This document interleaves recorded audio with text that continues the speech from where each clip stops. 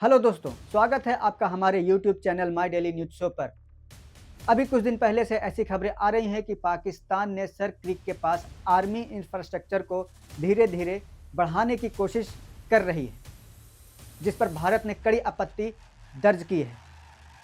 साथ ही अभी कुछ दिन पहले दशहरे के अवसर पर भारत के रक्षा मंत्री राजनाथ सिंह गुजरात के रण गए हुए थे और वहां पर उन्होंने शस्त्रों की पूजा की। गुजरात का रण भारत और पाकिस्तान के बॉर्डर पर है दोस्तों। उन्होंने शस्त्रों के पूजा करने की ठीक बाद पाकिस्तान को एक बहुत ही खतरनाक धमकी दे डाली है। उन्होंने पाकिस्तान को साफ साफ ये कह दिया कि अगर पाकिस्तान अपने आर्मी इंफ्रास्ट्रक्चर को सर क्रीक के पास अगर डेवलप करना बंद नहीं करता है तो इस बार भारत बहुत ही कड़ा एक्शन लेगा और सर क्रीक से कराची बहुत ज़्यादा दूर नहीं है और उसने अपनी आदतों को नहीं सुधारा तो इस बार पाकिस्तान का इतिहास और भूगोल दोनों बदल देंगे। जिस तरह से हाल में पाकिस्तान की फौज ने सर क्रीक के सटे इलाकों में अपना मिलिट्री इंफ्रास्ट्रक्चर बढ़ाया है, वह उसकी नीयत बताता है। साथियों, भारत की सीमाओं की रक्षा भारतीय सेनाएं और बॉर्डर सिक्योरिटी फोर्स मिलकर मुस्तैदी से कर रही हैं। अगर सर क्रीक इलाके में पाकिस्तान की ओर से कोई भी हिमाकत की गई तो उसे ऐसा करारा जवाब मिलेगा कि इतिहास और भूगोल दोनों बदल जाएंगे मेरे साथियों। और उसके ठीक बाद भारत के air chief marshal Amarpreet Singh ये कहते हैं कि पाकिस्तान जब ऑपरेशन सिंदूर कर रहा था तो पाकिस्तान के जितने भी टेररिस्ट कैंप थे सभी को भारत ने बर्बाद कर दिया। अब वो जो टेररिस्ट कैंप हैं वो पीछे चले गए हैं। इंटेलिजेंस के मुताबिक जैसी खबरें आ रही हैं, टेररिस्ट कैंप जो हैं वो खैबर पख्तूनख्वा के पास में पहाड़ियों के बीच चली गई हैं और उनके जो टेररिस्ट कैंप हैं वो छोटे हो गए हैं। तो एयर चीफ मार्शल ने कहा कि हमारे पास ऐसी कैपेबिलिटी है कि पाकिस्तान अपने टेररिस्ट कैंप को चाहे कितना भी छोटा कर ले, चाहे कितनी भी पतली जगह पर या किसी भी पहाड़ियों के बीच अपने टेररिस्ट कैंप को वो बना ले, हम लोग उस पर सीधा टारगेट कर सकते हैं। और उनके इस बयान के बाद आर्मी चीफ उपेंद्र द्विवेदी ने कहा कि पाकिस्तान अगर अपने टेररिस्ट कैंप को ख़त्म नहीं करता और उसने अपनी आदतों को नहीं सुधारा और भारत पर अगर उसकी बुरी नज़र गई तो इस बार पाकिस्तान का इतिहास और भूगोल दोनों बदल देंगे। भारत के रक्षा मंत्री ने पाकिस्तान को लेकर जो कहा, पूरी दुनिया उनके इस बयान पर चर्चा कर रही है। सबसे बड़ी बात है दोस्तों कि भारत के जो नेता हैं, जो लीडर्स हैं, वो कुछ न कुछ बोलते रहते हैं। वो भारत का एक स्ट्रैटेजिक हिस्सा होता है, लेकिन भारत के एयर चीफ मार्शल और आर्मी चीफ, उनका अगर कुछ बयान आता है तो इसका मतलब कि कुछ बड़ा होने वाला है। रही बात पाकिस्तान की, तो पाकिस्तान के आर्मी जो हैं वो तो खैर कुछ ना कुछ बोलते ही रहते हैं, क्योंकि पाकिस्तान की आर्मी पाकिस्तान को चलाते हैं। पाकिस्तान की सरकार पाकिस्तान को नहीं चलाती, पाकिस्तान के आर्मी ही पाकिस्तान को चलाते हैं और पाकिस्तान की जनता इस बात को बहुत अच्छी तरह से जानती है। इसलिए वो हैबिचुअल हो गए हैं कि पाकिस्तान की आर्मी जो वो तो बोलते ही रहते हैं। लेकिन भारत की आर्मी बहुत ही प्रोफेशनल है, वो जल्दी कुछ नहीं बोलती, कुछ बयान नहीं देती। लेकिन भारत के आर्मी चीफ और एयर मार्शल के इस बयान के बाद ये तो तय हो गया है कि इन फ्यूचर कुछ न कुछ तो होने वाला है और कुछ बड़ा होने वाला है। अब सवाल ये उठता है कि सर क्रीक है क्या और इसके मायने क्या हैं और ये है कहाँ पर। तो आइए समझते हैं सर क्रीक के बारे में। सर क्रीक भारत के गुजरात और पाकिस्तान के सिंध प्रांत के बीच में एक 96 किलोमीटर लंबी गहरी खाई है दोस्तों।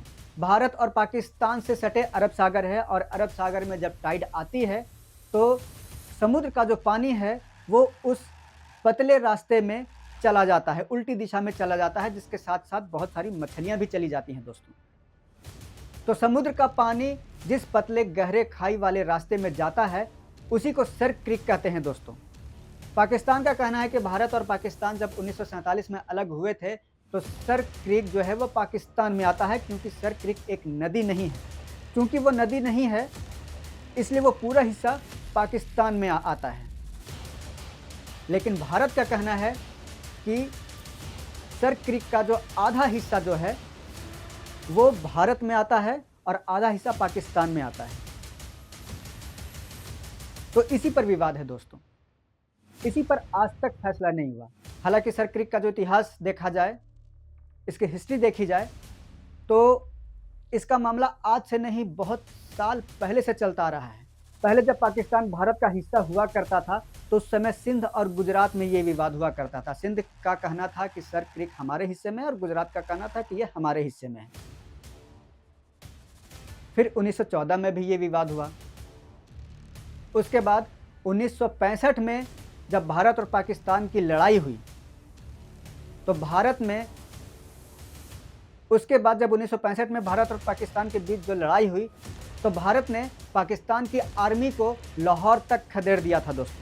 1965 में जब भारत और पाकिस्तान के बीच युद्ध हुआ था तो उसके बाद 1968 में भारत और पाकिस्तान के सीमा विवाद को इंटरनेशनल ट्रिब्यूनल में ले जाया गया था।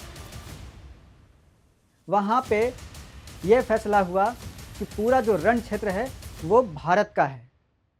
लेकिन उसी इंटरनेशनल ट्रिब्यूनल में सर्क क्रीक पर कोई फैसला नहीं आया, किसी ने कोई फैसला नहीं दिया। फिर 1971 में भी भारत और पाकिस्तान के बीच काफ़ी बड़ी लड़ाई हुई थी। इसमें भी ये विवाद सामने आया था और उस बीच भारत के गुजरात का जो रण है वहाँ पर जो भारत और पाकिस्तान के बॉर्डर है वहाँ पर भी झड़पें हुई थी। फिर कारगिल का युद्ध हुआ 1999 में। मतलब जब जब भारत और पाकिस्तान के बीच युद्ध होता है तब तब ये मामला उठता है। हालांकि दोनों देशों ने कई बार बैठकर इस मामले को सॉल्व करने की कोशिश की है, लेकिन पाकिस्तान एक बात पे अड़ा हुआ है कि सर्क क्रीक चूँकि नदी नहीं है इसलिए पूरा सर्क क्रीक का एरिया पाकिस्तान का है। और भारत का कहना है कि सर्क क्रीक में नेविगेशन होता है, वहाँ पर बोट्स चल सकती हैं, वहाँ पे फिशिंग हो सकती है, वहाँ पे बड़े बड़े नाव चलते हैं, तो इसलिए पूरा सर्क क्रीक जो है वो पाकिस्तान का हिस्सा हो ही नहीं सकता। इसका जो आधा है जहाँ पर बहुत ज़्यादा गहराई होती है वहाँ से दोनों देशों के बीच पानी को बांटा जाता है, तो सर्क क्रीक का जो आधा हिस्सा है वो भारत का होगा और आधा हिस्सा पाकिस्तान को होगा।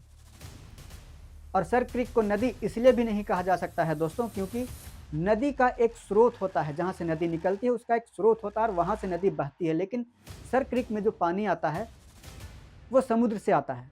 सर्क क्रीक में पानी आने का कोई स्रोत है ही नहीं, इसलिए उसे नदी नहीं कहा जा सकता है। और इस वजह से पाकिस्तान अपनी डिमांड्स पर अड़ा हुआ है। वो कह रहा है कि सर्क क्रीक हमारा है, पूरा सर्क क्रीक हमारा है।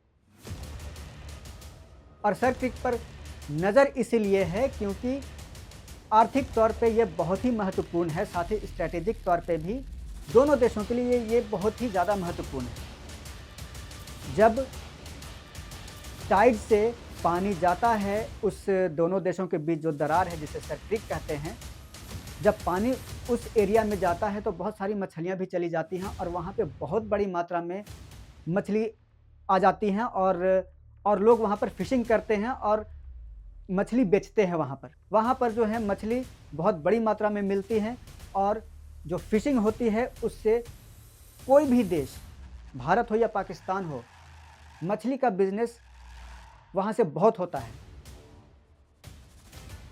और दूसरी बात कि पाकिस्तान कभी भी अपने आतंकवादियों को, टेररिस्ट को सर्क क्रीक के रास्ते गुजरात में भेज सकता है और गुजरात के रास्ते जो टेररिस्ट हैं वो किसी भी राज्य में, भारत के किसी भी राज्य में जा सकते हैं और किसी भी घटना को, कोई भी घटना को अंजाम दे सकते हैं। रण चूँकि एक रेगिस्तानी इलाका है, वहाँ पे मिट्टी भी मिलती है, तो सर्क क्रीक का जो मुहाना है, जो अरब सागर से उसका जो रास्ता मिलता है, वहाँ पर तो उसका जो मुंह है वो चौड़ा है, उसका जो मुहाना है वो चौड़ा है। वहाँ से जैसे जैसे 96 किलोमीटर अंदर जाते हैं, सर्क क्रीक का जो रास्ता है वो धीरे धीरे संकरा होता जाता है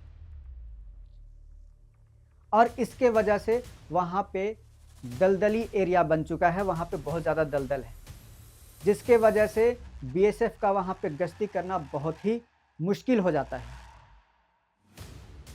क्योंकि वहाँ पर दलदल है तो दलदल में कोई भी जाएगा तो दलदल में फंस सकता है और दलदल में धंस भी सकता है, जिसके कारण किसी की भी जान जा सकती है और ऐसी घटनाएं हो चुकी हैं। इस वजह से बीएसएफ को वहाँ पर गश्त करना बहुत ही मुश्किल होता है। लेकिन पाकिस्तान तो अपने टेररिस्ट को उस रास्ते से भेज सकता है, और उस रास्ते से अगर भेजेगा तो भारत के सुरक्षा बलों को शायद ना पता चले।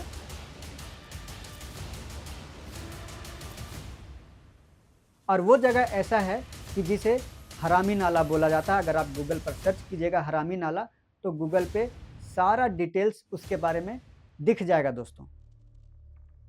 और उस एरिया का नाम हरामी नाला इसलिए पड़ा है क्योंकि समुद्र का जो पानी है वो कब उस एरिया में आ जाएगा, कब सर क्रीक में आ जाएगा और उस तरफ आकर के कब वो किसी को डुबो देगा, नुकसान पहुंचा देगा, वो कुछ नहीं कहा जा सकता। इसकी कोई टाइमिंग नहीं है। दूसरी बात कि वैज्ञानिकों का कहना है कि सर क्रीक में गैस और ऑयल दोनों मिलने की बड़ी संभावना है, क्योंकि दुनिया में जहाँ-जहाँ ऐसी-ऐसी सक्रिय जगहें हैं, वहाँ पर गैस और ऑयल मिलती हैं। हालांकि अभी सर क्रीक के पास सरकार की तरफ से अभी कोई खोज नहीं हुई है, ना तो पाकिस्तान की तरफ से खोज हुई है और ना ही भारत के सरकार की तरफ से खोज की गई है, लेकिन संभावना बहुत अधिक है वहाँ पर ऑयल और गैस मिलने की। और इधर पाकिस्तान जो है वो अमेरिका को वादा कर चुका है कि आप आइए और हमारे के यहाँ से नेचुरल रिसोर्सेज निकाल कर आप लेकर जा सकते हैं। इसीलिए पाकिस्तान जो है वो पूरे सर क्रीक को कैप्चर करने की ताक में है दोस्तों। लेकिन आपने गौर किया होगा दोस्तों कि ऑपरेशन सिंदूर के बाद पाकिस्तान जो एकदम डर के रहा करता था, अब वो धीरे धीरे चौड़े में घूमने की कोशिश कर रहा है, भारत के सामने अपनी हिम्मत दिखा पा रहा है। वो इसीलिए क्योंकि पाकिस्तान जो है वो अमेरिका के धीरे धीरे नज़दीक जाने की कोशिश कर रहा है, और डोनाल्ड ट्रंप पाकिस्तान के आर्मी चीफ और पाकिस्तान के प्रधानमंत्री शहबाज शरीफ के साथ उन्होंने बैठकर बातें की हैं और डिनर किया है। तो एक वो वजह है, और दूसरी वजह ये है कि सऊदी अरेबिया पाकिस्तान के साथ सुरक्षा समझौता कर लिया था दोस्तों। तो पाकिस्तान को ये गलतफहमी हो गई है कि अगर भारत के साथ पाकिस्तान का अगर कोई युद्ध होता है तो अमेरिका और सऊदी अरब वो लोग पाकिस्तान का साथ देंगे। लेकिन पाकिस्तान शायद ये भूल गया है कि जब ऑपरेशन सिंदूर हो रहा था तो उस दौरान ना तो अमेरिका, ना तो चाइना और ना ही किसी मुस्लिम देश ने पाकिस्तान का साथ दिया था। किसी ने भारत को रोका तक नहीं था। तो पाकिस्तान को ये गलतफहमी बहुत ही जल्दी हो जाती है, और जब ऑपरेशन सिंदूर हो रहा था तो ये एक इंटरनेशनल वॉर हो गया था दोस्तों, क्योंकि भारत ने पाकिस्तान के अंदर घुसकर टेररिस्ट कैंप को बर्बाद किया था। अब बात आती है यहाँ पर कि राजनाथ सिंह ने जो कराची की बात कही वो आखिर क्यों कही। पाकिस्तान के किसी और स्टेट के बारे में बोल सकते थे। तो इसका मेन कारण ये है, मेन रीज़न ये है कि कराची सर क्रीक से सिर्फ 200 किलोमीटर की दूरी पर है, और कराची पाकिस्तान की आर्थिक राजधानी है। और जब भारत और पाकिस्तान के बीच इस बार इन फ्यूचर अगर युद्ध होता है तो इस बार भारत की नेवी भी एक्शन में आ जाएगी। भारत का सर क्रीक पर जो फैसला है वो सही है या नहीं, भारत को पाकिस्तान से युद्ध करना चाहिए या नहीं, इस पर आपकी क्या राय है दोस्तों, कमेंट करके ज़रूर बताएं। अगर आपको हमारा ये वीडियो अच्छा लगा हो तो इस वीडियो को लाइक, सब्सक्राइब और शेयर ज़रूर करें। धन्यवाद।